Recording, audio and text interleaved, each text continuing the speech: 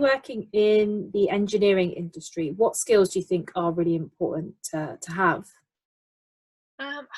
These are quite interesting. So when I've been for interviews and stuff, I think it's all well and good having sort of your technical background and your skills.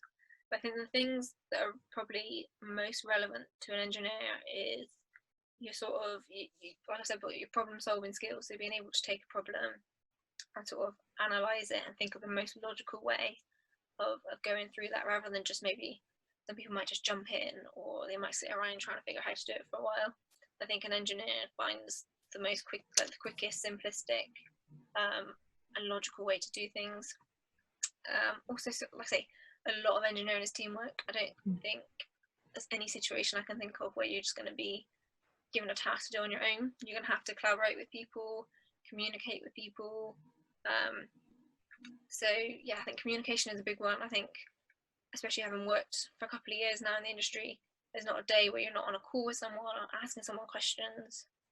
And yeah, I think asking questions is a really good one. Not being afraid to kind of step up and go, I don't know how to do this, because like, the guarantee that someone either sat next to you, or, I mean, when we're all working from home, it's just a matter of a call or email away. But yeah, just ask a question because somebody knows.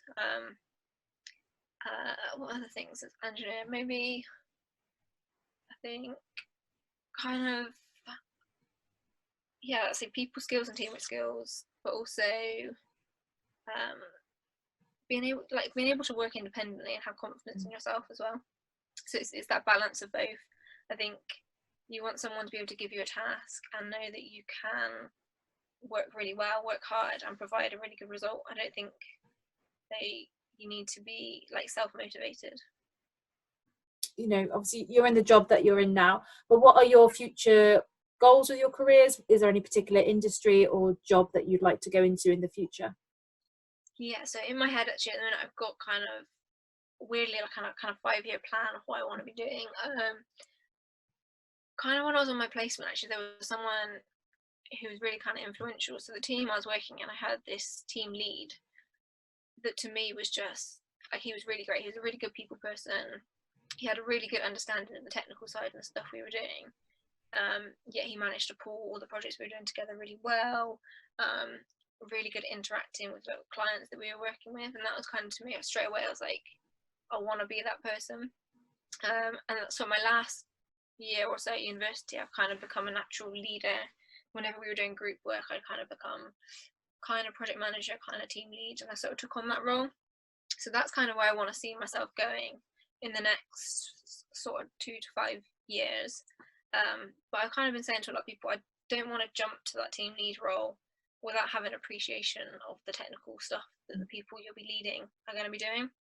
So for me, I want to be doing the technical stuff for a good 2 years to kind of get a feel. Like, you need to know how long a task should take or what's involved in the task before you can start going to someone, right, I need this task and by this date, and I want you to report to me on this. I don't think you can start dictating that kind of stuff without having the appreciation of doing it yourself first.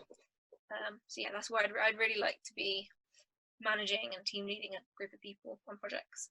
Yeah, that's such a really good 5-year plan that, you know, I think that the best managers or team leaders, as you kind of put it, are the ones that understand the work that their team are doing, rather than kind of just, you know, going straight into that position and kind of ordering around, but not, like you said, not, I like that phrase, having an appreciation for what they do, so that you know how to talk to them, or you understand what they're going through. Yeah, so you're definitely going to make a great team leader. Well, I kind of like, when I was at Atkins, there was kind of that difference. There were project managers and team leaders, and the project managers had no appreciation. Like, they were very focused on deadlines and dates and money and costs, and it was all do this, do that, do this. But there was no kind of like, they'll give you a task, I need this done by next Friday.